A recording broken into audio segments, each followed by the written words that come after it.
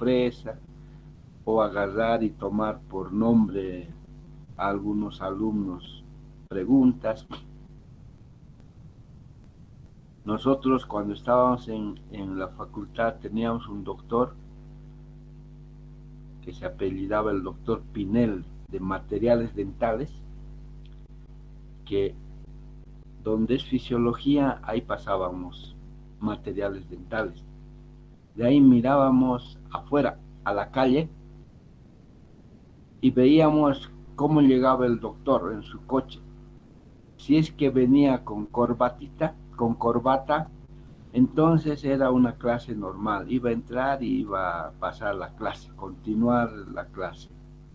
Pero si le veíamos que venía con gato, un gatito ahí en vez de corbata, ya eso era que sí va a preguntar, va a tomar examen, por lo menos unos 5 o 6 nombres, y todos bien preocupados antes de empezar la clase. Por eso es esta expresión. Y la otra es tu expresión al salir de las clases. Mira, esa alegría de salir de la clase, porque siempre existe cualquier problema a veces cuando uno está en clase. Eh, la introducción con relación a las anestesia en odontopediatría es, en odontopediatría los anestésicos locales son ampliamente utilizados debido a que es indicada en todos los procedimientos clínicos. Sí, en pediatría, en la clínica, todo tratamiento que ustedes hagan, vamos a hacer con técnica anestésica, una anestésica local. Incluso cuando tengan que hacer sellantes, o si llegan a hacer, se tiene que poner anestesia para realizar el aislado absoluto. O sea que en pediatría, en la clínica, todo es anestésico, anestésicos locales.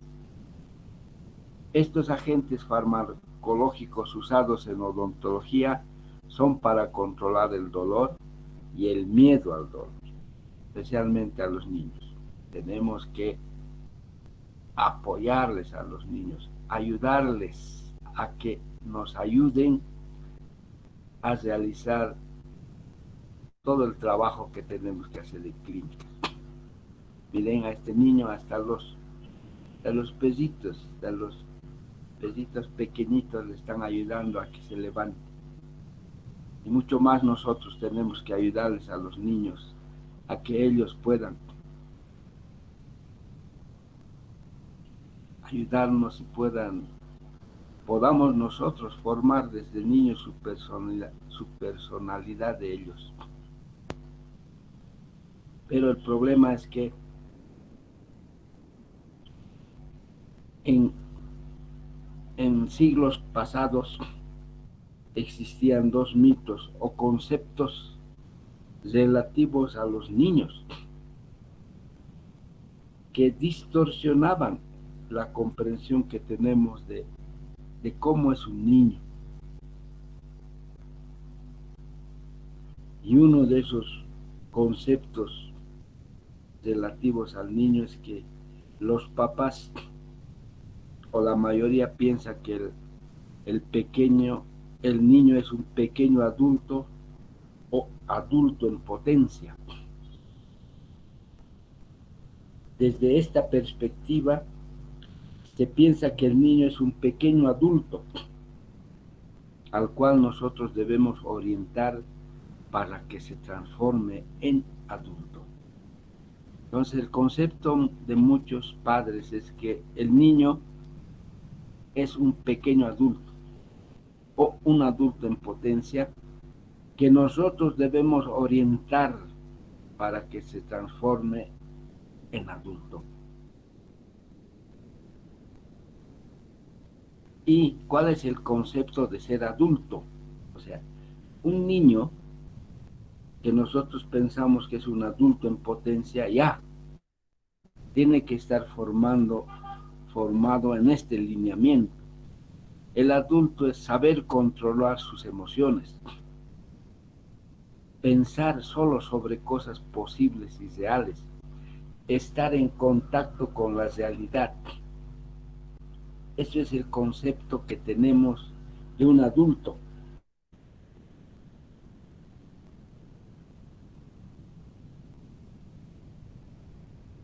Y viendo este modelo de adulto, vemos como negativo el comportamiento infantil. Ese comportamiento infantil no encaja en estos lineamientos de ser un adulto.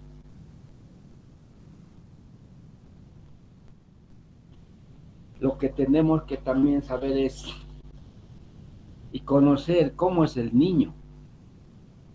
Ustedes saben, el niño es sensible, se emociona con facilidad, muchas veces fantasea, inventando historias. Y lo más interesante, los niños son sinceros, genuinos, no disimulan. Cuando ellos están enojados, le dicen todo y al minuto ya están otra vez abrazándolos, besándolos. Esos son los niños. Al negar, nosotros como adultos, al negar ese desenvolvimiento de estas características de los niños, estamos negando una parte esencial del niño. El ser como es, con esa capacidad, con su intuición, su fantasía, su arte. Por eso es que nosotros tenemos que analizar estos conceptos y tratar a pacientes infantiles y especialmente a un niño sensible, difícil de tratar. Ese niño difícil de tratar es tan importante o más que aquel niño que se deja atender sin problemas. El otro concepto errado muchas veces de los adultos es considerar al niño como un ser primitivo, es decir, no tiene habilidades, no tiene nada de inteligencia, incapaz de solucionar sus problemas. Es común y nosotros podemos observar a los padres y educadores, hasta profesionales, no consideran a los niños capaces de responder por sí mismos. Y eso se ve muchas veces. Un niño se cae cuando está apurado caminando con su papá o su mamá. Se cae por apurado porque, bueno, los pasos de los niños no son los mismos pasos del adulto y por seguir los pasos del adulto muchas veces el niño se cae. ¿Y qué hacen los padres? A veces ahí mismo les pegan, les dicen que no sirven para nada, que, bueno, como ustedes, como aquí, consideramos a los niños desprovistos de habilidades, de inteligencia, incapaz de solucionar sus problemas. Nosotros tenemos que tener muy en cuenta y saber cómo es el niño para poder entrar en su mundo y atender. A veces, como decía más antes, fantasean, te cuentan historias poco creíbles, pero sabemos cómo son ellos, entonces tenemos que seguir la corriente. No podemos decirles, no, pero eso está mal, mentira, no. Es su edad. Y a esa edad tenemos que acomodarnos para ayudarles. De esa manera ellos nos van a ayudar.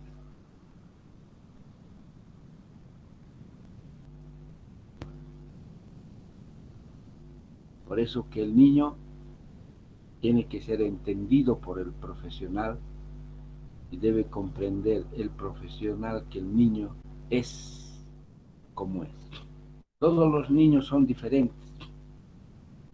A veces un niño de 7 años o de 6 años ayuda en el tratamiento. Y al lado, en el sillón de al lado, está un niño de 9 años que no quiere ni hacerse tocar sus dientecitos. Y muchas veces, ¿qué hacen a veces los estudiantes o los mismos profesionales? ¿Qué hacen? De mira vos tan grandote, mira aquí, este niño de aquí al lado, mira cómo no dice nada. Por eso es que cada niño es diferente. Incluso el mismo niño, de un día para otro, puede cambiar su forma, su actitud. Tenemos que conocer al niño. Por eso, ya en 1928, Cameron, autor de varios libros, también dice: nadie podrá tener éxito manejando niños si antes no hubiera adquirido el arte de ocultarles el poder que ellos tienen de transformar. Un niño, un solo niño puede transformar a la familia, puede poner de cabeza a la familia, porque son los niños especiales.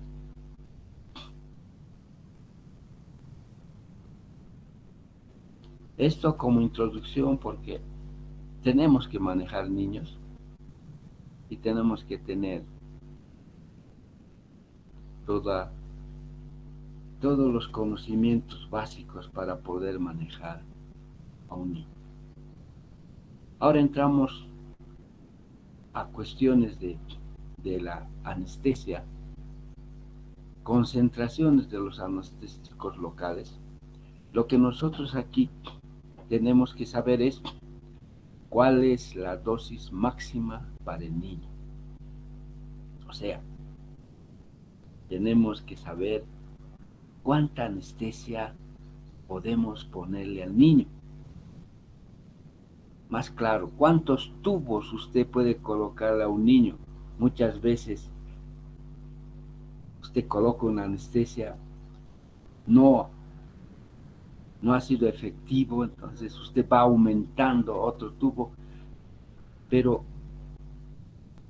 ¿cuánto más tenemos que aumentar para no producir una sobredosis ligera, sobredosis severa, para no producir reacciones alérgicas, anafilácticas o reacciones vasovagales?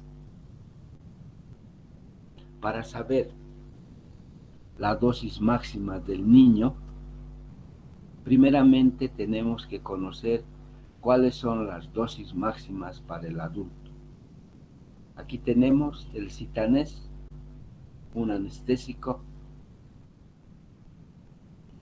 Al 3%, la dosis máxima en el adulto de este anestésico es 5.5 tubos. La lidocaína al 3%, igual 5.5 tubos. Novocol al 3%, 5.5 tubos. La silocaína al 3% es 8.3 tubos. Esto que ven es la dosis máxima del adulto. Y necesitamos esta dosis máxima para sacar la dosis máxima del niño. Entonces, tengamos presente estos datos de la dosis máxima para el adulto. Y también, para sacar la dosis máxima del niño, necesitamos saber el peso, su peso ideal, el peso ideal que un niño presenta. Y aquí tenemos, esta tablita es universal. Esto lo usan aquí en el hospital del niño y en todo lo que es calcular el peso ideal, es esta tablita. Y esta tabla indica de 3 a 12 meses para saber el peso ideal de 3 a 12 meses, tiene que usted hacer edad de meses, cuántos meses tendrá el niño, más 9 dividido entre 2, y ahí sale su peso ideal. Es decir, por ejemplo, tiene 3 meses, más 9, 12, dividido entre 2, 6. El peso ideal de este niño de 3 meses que habíamos dicho es 6 kilogramos. De igual manera, la segunda tablita nos da el peso ideal de 1 a 6 años. Y su tablita es de 1 a 6 años, edad en años, por 2 más 8. Eso es el peso ideal de un niño. Por ejemplo, aquí tenemos de 5 años. El peso ideal de un niño de 5 años es 18. Aquí tenemos 5 años, edad en años, por 2, 2 por 5, 10, más 8, 18. Un niño de 5 años, el peso ideal sería 18 kilogramos. Y tenemos de 7 a 12 años, igual, edad en años, por 7, menos 5 dividido entre 2, le sale el peso ideal en estas edades. Más de 2 años, más de 12 años, edad en años por 3 más 3. Por ejemplo, nosotros trabajamos con hasta 13 años, entonces el peso ideal, edad en 13 años, sería 13, edad en años, por 3 más 3, 42 kilogramos. Un niño de 13 años, su peso ideal sería unos 42 kilogramos. Y esto, tanto el peso como la edad y tenemos que saber la dosis máxima del adulto, podemos saber cuál es la dosis máxima para un niño menor de un año. Claro, eso no nos compete, pero es bueno saber el peso muchas veces para saber la dosis máxima para el niño de un año. Para eso se usa la regla de LAP, que dice, la regla de LAP es edad en meses por dosis máxima del adulto sobre 150. En este caso, por ejemplo, vamos a utilizar el citanés 5.5, es la dosis máxima del adulto. Edad en meses, 10 meses, se pone 10 meses, edad en meses, por 5.5 sobre 150, y un niño de 10 meses, su dosis máxima es 0,36 tubos, menos de la mitad de un tubo. Pero esto es para menores de un año. Luego tenemos la dosis máxima para mayores de un año.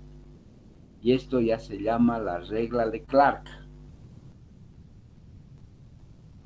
Y esta regla de Clark es peso en kilogramos. Aquí ya tenemos que saber cuál es su peso en kilogramos por dosis máxima del adulto, que ya conocemos, sobre 70. En este caso, usamos la silocaina de 8.3 tubos, por ejemplo. Tenemos 20 kilogramos, es la edad de el niño de 6 años, está pesando, de acuerdo a la tablita, 20 kilogramos es el peso ideal de un niño de 6 años. Entonces, para un niño de 6 años, usando la silocaina, podemos ver que la dosis máxima es 2.3.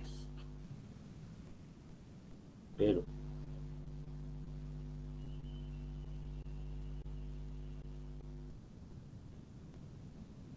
para un niño de 13 años, porque este 42 hemos sacado de 13 años, por la lidocaína 5.5 tubos, dividido entre 70 nos sale 3 tubos. Para un niño de 13 años, la dosis máxima sería 3 tubos.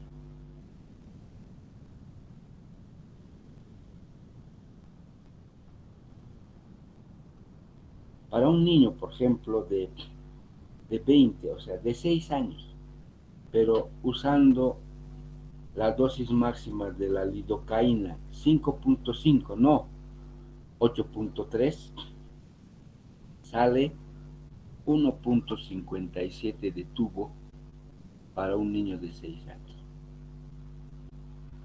Por eso es que tenemos que saber estas dosis para, como les decía, no incurrir en sobredosis ligeras, severas, para no incurrir en reacciones alérgicas o reacciones vasovagales. Tenemos que saber, porque en la clínica muchas veces por la desesperación de no poder realizar un trabajo o una exodoncia, que cuando usted agarra y quiere extraer, duele, molesta, y usted aumenta anestesia, a veces un tubo, a veces otro tubo, y nada. Tenemos que tener cuidado, jóvenes, en la dosis máxima para el niño. Por eso es que estas tablitas a ustedes le dan las dosis máximas que ustedes tendrían que emplear para no tener problemas de otro tipo de índole, de problemas de estas reacciones que les hemos dicho, esas reacciones alérgicas, vasovagales, todo eso. Ahora vamos a ver cuáles son las propiedades de ese, cómo quisiéramos que sean los anestésicos locales. Tener baja toxicidad son las propiedades deseables de los anestésicos locales. El tiempo requerido para la iniciación de la anestesia debe ser breve. O sea, usted coloca, esperar unos 3-5 minutos ya para empezar a trabajar. El tiempo de iniciación debe ser de la anestesia breve, rápido. Debe ser efectivo cuando se inyecta en el tejido, pero también cuando se aplica tópicamente. No debe ser irritante para el tejido, ni debe producir cambios en la estructura nerviosa. La duración de la acción debe ser suficiente para efectuar el procedimiento, pero su recuperación no debe ser prolongada. Es decir, colocamos la anestesia y no debe prolongarse por muchas horas, o sea, seguir anestesiado bastante tiempo. No, su recuperación debe ser no rápida, pero tampoco puede ser muy prolongada. ¿Ustedes conocen ya esto? Los aminoésteres, uno de los anestésicos locales, son derivados del ácido para-aminobenzoico. El metabolismo ocurre en el plasma por la enzima pseudocolinesterasa, produce reacciones alérgicas. Estas aminoésteres son poco estables, tienen corta duración y estos se excretan por la orina. Tenemos entre los aminoésteres cocaína, la procaína, nombre comercial novocaína, la benzocaína, que solo se usa en gel al 20%, bastante efectiva, es anestésico tópico, la benzocaína, la tetracaína, nombre comercial pantocaína, la propoxicaína o la robocaína. También tenemos entre los aminoésteres la cloroprocaína, la piperocaína, la ciclometicaína. Ya entre los aminoamidas son aquellos que producen menos reacción alérgica. Son derivados del ácido dietilaminoacético, se metabolizan en el hígado, producen menos reacción alérgica, permiten un trabajo más largo y estos se excretan por la orina. Entre esos tenemos a la lidocaína, la xilocaína, produce anestesia rápida, intensa, duradera, se usa en forma endovenosa como antiarrítmico también, la lidocaína, y en forma líquida para inyecciones, ungüentos y aerosoles. También la lidocaína se usa en forma líquida para inyecciones, pomadas y aerosoles como tópico. También tenemos la prilocaína, que es el citanés. Esta es 3 veces más potente que la lidocaína, duración de 2 horas, sin vasoconstricción, para anestesias infiltrativas, bloqueo regional y espinal. También tenemos la mepivacaína, la carbocaína, no tiene estos anestésicos tópicos, se usa en concentraciones de 3% sin vasoconstrictor y al 2% con vasoconstrictor. La bupivacaína, nombre comercial marcaína, esta es 4 veces más potente que la lidocaína. Esta tiene una duración de 6 horas. Esto ya se usa para procedimientos largos, para procedimientos maxilofaciales, para cirugías ortognáticas de ATM. Entre estas tenemos la dibucaína, la etidocaína.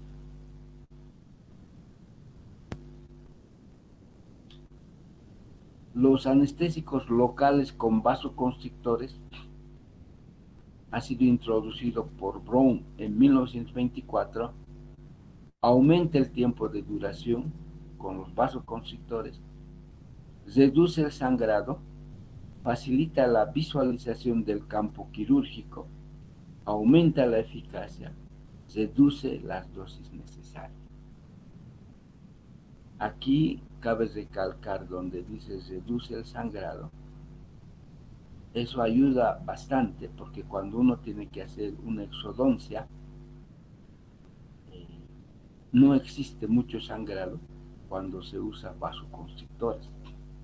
Pero hay que tener mucho cuidado porque si a veces no ha hecho efecto el anestésico y molesta al querer hacer la exodoncia, ustedes o la mayoría va colocando como refuerzo más anestesia. Un tubo, 2 tubos, a veces 3 tubos porque sigue molestando. Y como este vasoconstrictor reduce el sangrado, una vez que ustedes han hecho la exodoncia, no existe mucho sangrado en esa zona. Y al no existir mucho sangrado, en el alveolo a veces se queda infección. Y como no hay sangrado, la infección queda. Y se produce lo que se llama alveolitis. Por eso es que cuando se hace una exodoncia, siempre se tiene que curetear. siempre se tiene que hacer ese sangrado para que esa sangre que pueda producirse el sangrado pueda eliminar toda esa infección. Si usted ha usado mucha anestesia, vasoconstrictor, que reduce el sangrado y no curetea suficientemente ese alveolo, te va a producir alveolitis. Ya, eso es para que tengan un poco de cuidado en ese aspecto también. Los anestésicos vasoconstrictores, tenemos la adrenalina, contraindicada en pacientes cardíacos, la noradrenalina, contraindicada en pacientes hipertiroideos, la felipresina, contraindicada en pacientes embarazadas por su efecto oxitóxico, indicada la felipresina para pacientes con diabetes mellitus y hipertiroidismo. Conclusiones de los anestésicos locales: se debe tener en cuenta sus acciones farmacológicas. Pacientes cardíacos, no usar vasoconstrictor. La lidocaína es un anestésico más seguro. La bupicaína es más potente que la lidocaína porque dura 6 horas. Sin embargo, su margen de seguridad es menor. Tenemos los anestésicos locales, la composición de los anestésicos locales. Tenemos en los anestésicos locales un agente reductor para evitar la oxidación del vasoconstrictor, y ese agente reductor se llama el bisulfito de sodio. En el anestésico también tenemos un conservante para mantener la esterilidad de la solución, y que este conservante se llama metilparabeno. Y tenemos un vehículo de estos anestésicos locales, que es el agua destilada isotónica. Un anestésico tiene que estar en estas condiciones, como en el primer tubito, claro, nada de manchas, no tiene absolutamente nada, transparente. Esta otra ya es un anestésico contaminado, mire, con relación al primero. Ahora tenemos las diferentes formas de colocar anestésico a los pacientes, a los niños.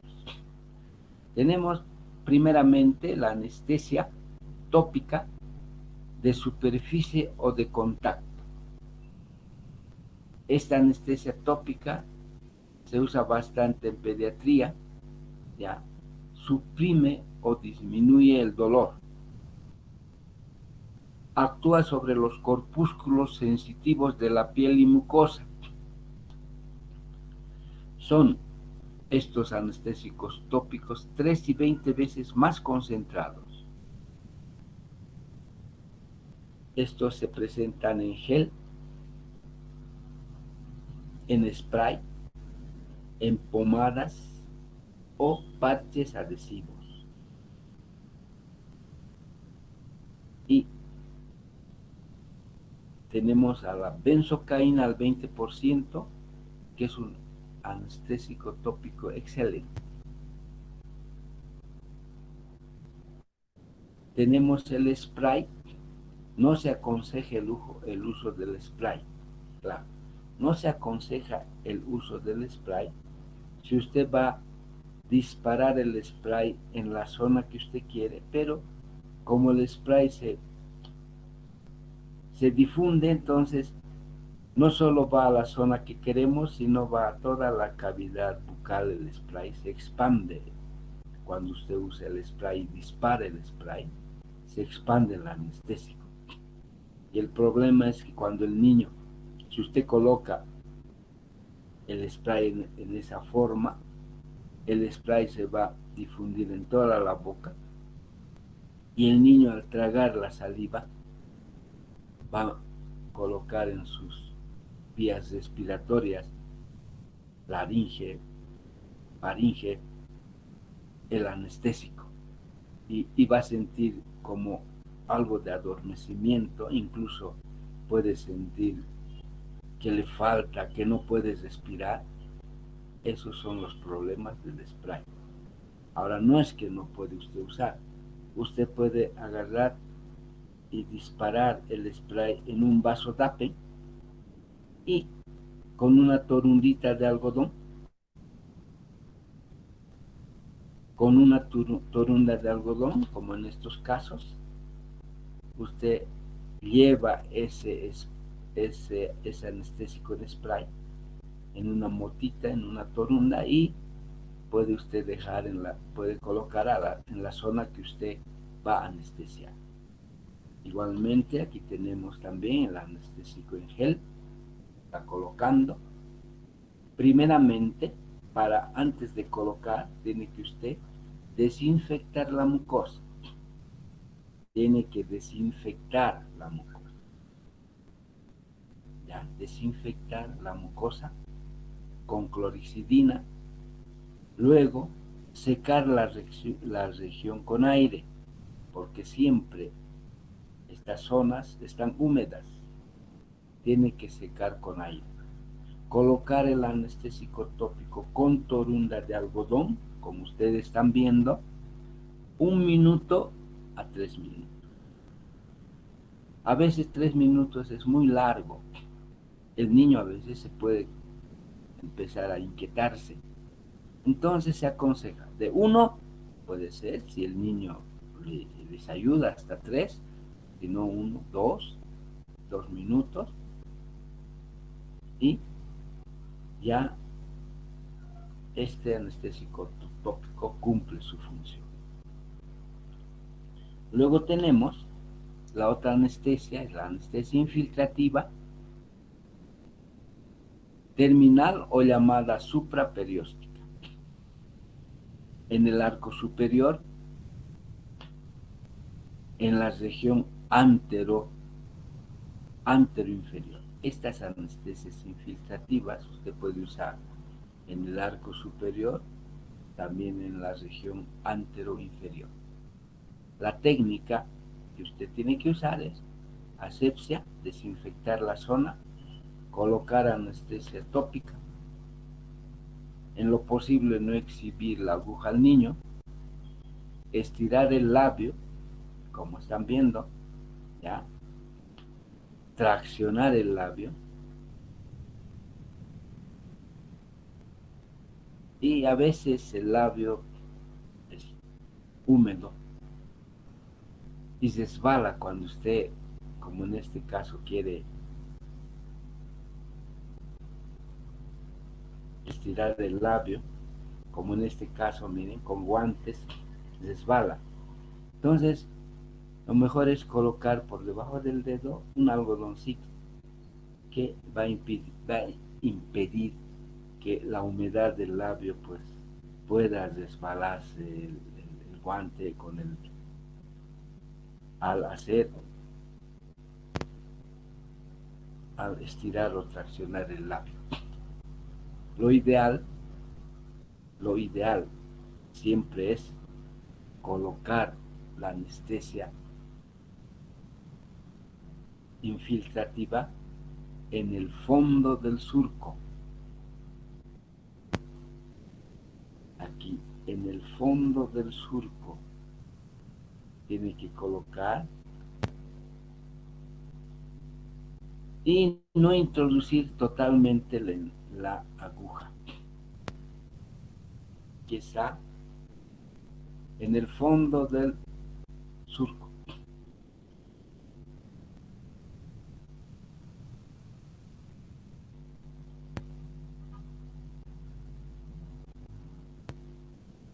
Mire, y tiene que colocar hasta la altura de las raíces de la pieza que usted va a hacer el tratamiento.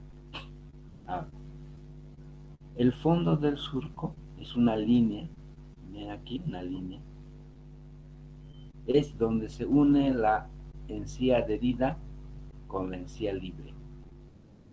Si usted coloca justo en ese fondo del surco, usted va a visualizar bien estirando el labio o traccionando.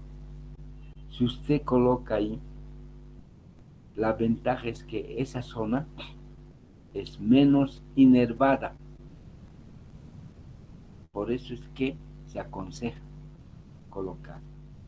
Si usted coloca anestesia tópico a ese nivel y de paso pone con mucho cuidado en el fondo del surco, no va a molestar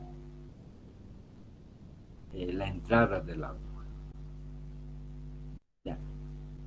Y si usted en un adulto, sin ponerle el gel, le coloca en el fondo del surco, igual, la molestia va a ser mínima, porque ese nivel está menos inervada, o sea, no duele al realizar, no duele mucho al realizar la anestesia.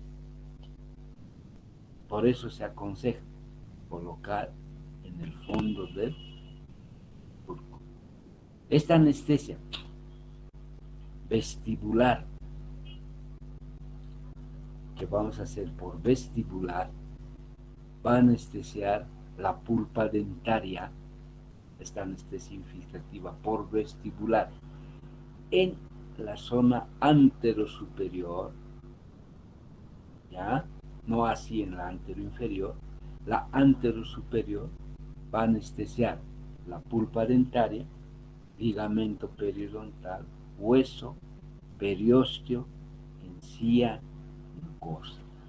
Todo va a anestesiar.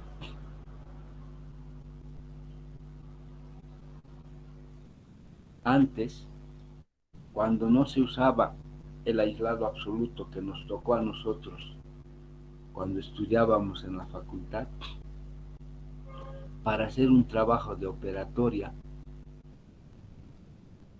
no de exodoncia, de operatoria, solo colocábamos una anestesia por vestibular, porque esta anestesia pues tomaba la pulpa, el ligamento, el hueso, periósteo, encía y mucosa. O sea, no necesitábamos poner por palatino ningún tipo de anestesia. Solo hacíamos aislado relativo y suficiente para hacer los tratamientos.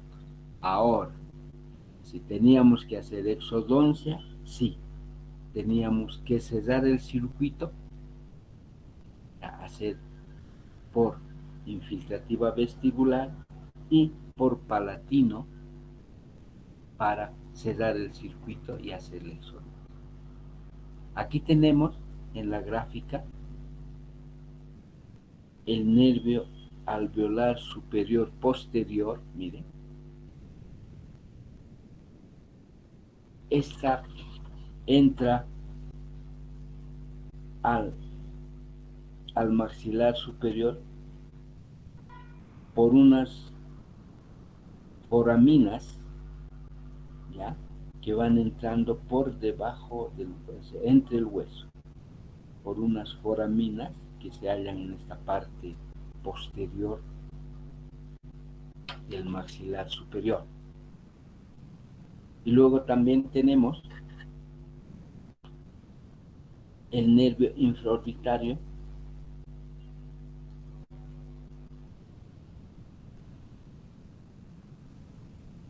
donde salen los nervios alveolares anteriores y que se halla en el agujero infraorbitario. En niños no se aconseja colocar en la salida de los nervios porque es doloroso.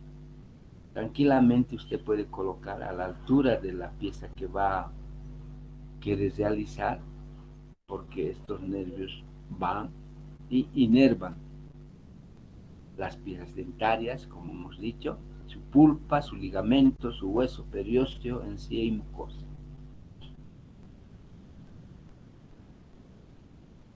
Luego tenemos el nervio palatino anterior.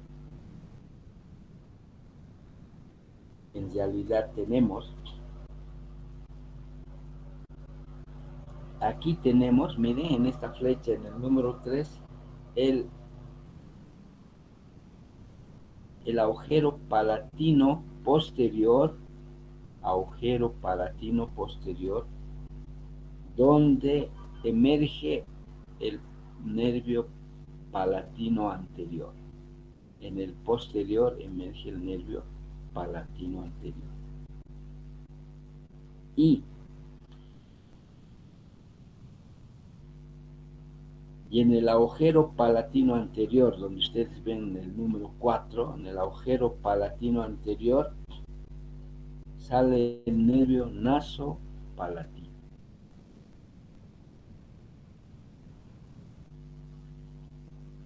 Aquí tenemos el nervio nasopalatino que va inervando hasta los caninos. No es aconsejable colocar en el agujero palatino anterior porque puede producir bastante dolor. Es mejor colocar en niños primeramente su tópico y colocar en la pieza que usted quiere realizar. Si usted coloca en el agujero palatino anterior muy profundo, puede llegar al interior de las fosas nasales. Si coloca anestesia, la aguja se entra un poco profunda a este agujero palatino anterior, puede llegar al interior de las fosas nasales y puede anestesiar usted la nariz, sus poanas. Por eso hay que tener muy en cuenta no colocar en estos agujeros, ya, sino colocar a la altura de la pieza que usted va a realizar. Aquí tenemos también anestesia al nervio palatino anterior, sale del agujero palatino posterior, ¿ya? Y aquí vemos en diapositiva, usted coloca a la altura de la pieza que usted va a querer tratar. Más que todo esto se coloca para hacer cierre de circuito, para hacer una exodoncia o para hacer un aislado absoluto.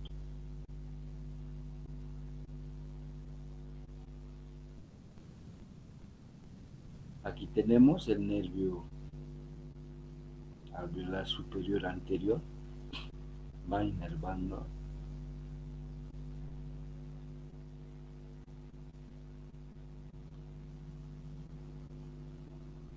Luego tenemos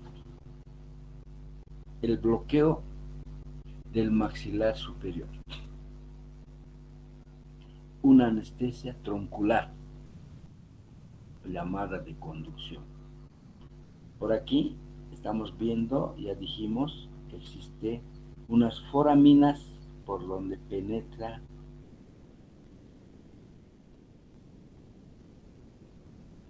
el nervio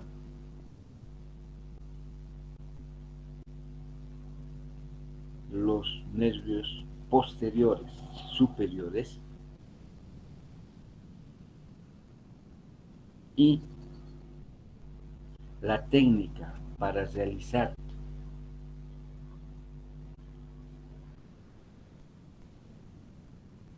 es como indica aquí, se coloca en un ángulo de 45 grados, ¿ya? Un ángulo de 45 grados, a la altura, se va colocando a la altura de los primeros molares, con este ángulo, y va a anestesiar usted al nervio alveolar superior posterior, justo por donde están entrando por las foraminas. Y estas foraminas se hallan casi a 2 o 3 centímetros por encima de la cúspide de los molares. De aquí a aquí 2 a 3 centímetros se halla, para que usted pueda orientarse, pero con un ángulo de 45 milímetros, con un ángulo de 45 grados, usted puede llegar a anestesiar el nervio alveolar superior posterior. Tenemos complicaciones de esta región troncular superior. Primero, usted coloca, tiene que aspirar y luego recién colocar la anestesia. Tiene que aspirar la jeringa, y si al aspirar usted ve que hay unos hilitos de sangre, usted tiene que volver a hacer la técnica, porque no puede usted colocar en una vena o en una arteria. Ya, por eso se aspira, y si al aspirar no hay nada, entonces usted coloca la anestesia.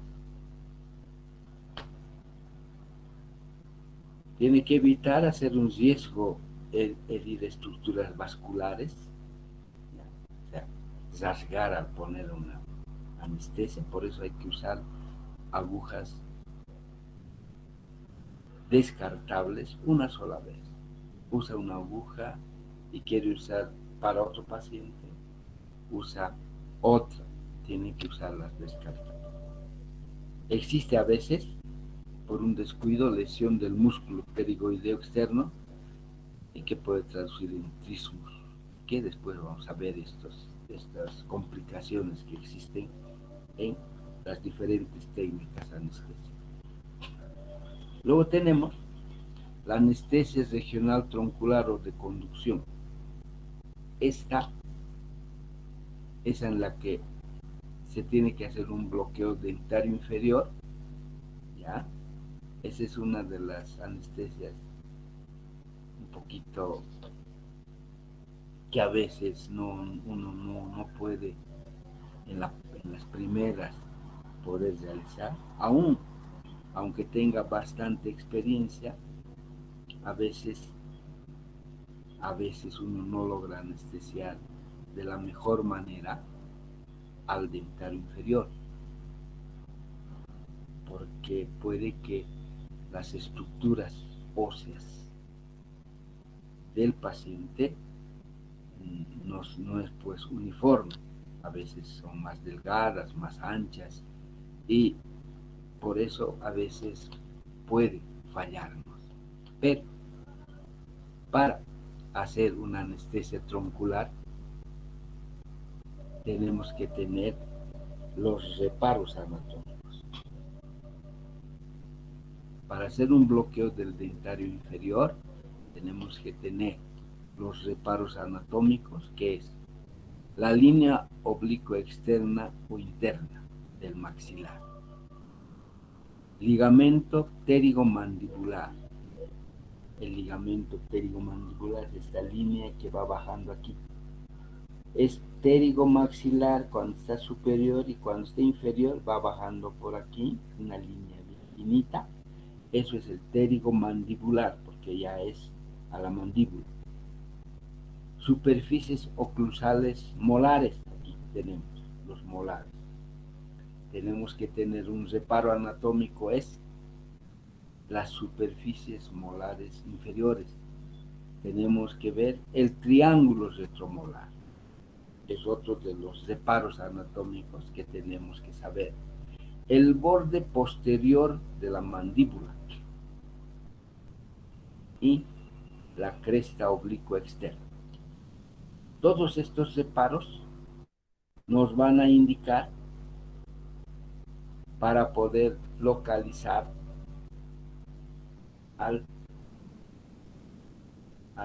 donde se halla el agujero del dentario inferior, en la espina de Spitz.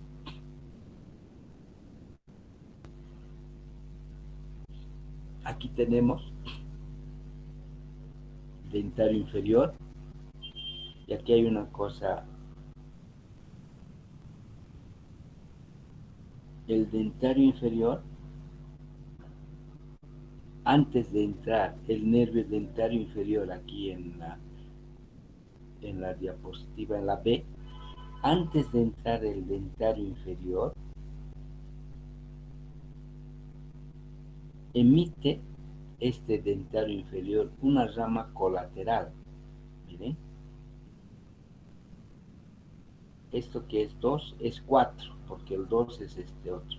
El 4, en vez del 2 es el 4. Esa rama colateral que emite el dentario, nervio dentario inferior, esta rama colateral se llama el nervio miloioideo.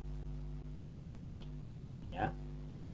Aquí tenemos todas las estructuras de, del nervio bucal, el lingual.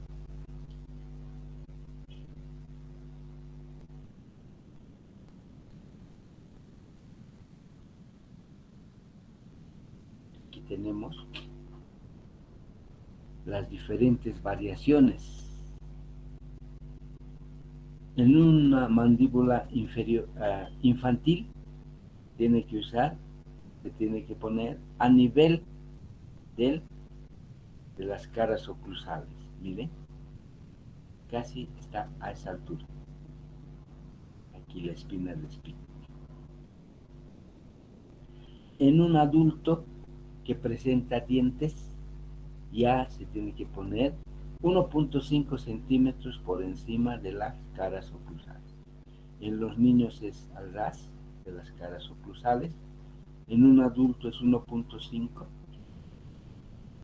para llegar a la espina de espín.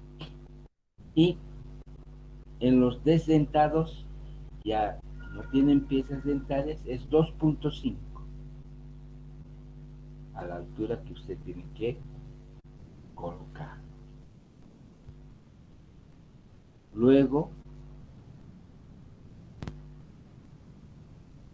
vamos a explicar este dentario, el anestesia al dentario inferior de forma directa, y también existe la otra opción de hacer de forma indirecta. Técnica intrabucal indirecta al nervio dentario inferior. Esta técnica se usa, según autores, para aquellos principiantes que están empezando a hacer estas técnicas, para facilitarles y ubicar exactamente al nervio dentario inferior. Ya. Aquí vamos a quedar porque ya va a ser las 9, ya es en realidad las 9 y más, y por ahí ustedes tienen otras clases que hacer y no queremos perjudicarlos. Entonces, el viernes 13 vamos a continuar hablando un poco acerca de la técnica directa y luego nos entramos a la técnica indirecta. ¿Ya? Muchas gracias, jóvenes, por la atención. El viernes 13 entonces continuamos con la parte teórica. Gracias, hasta luego. Muchas gracias, jóvenes. Hola.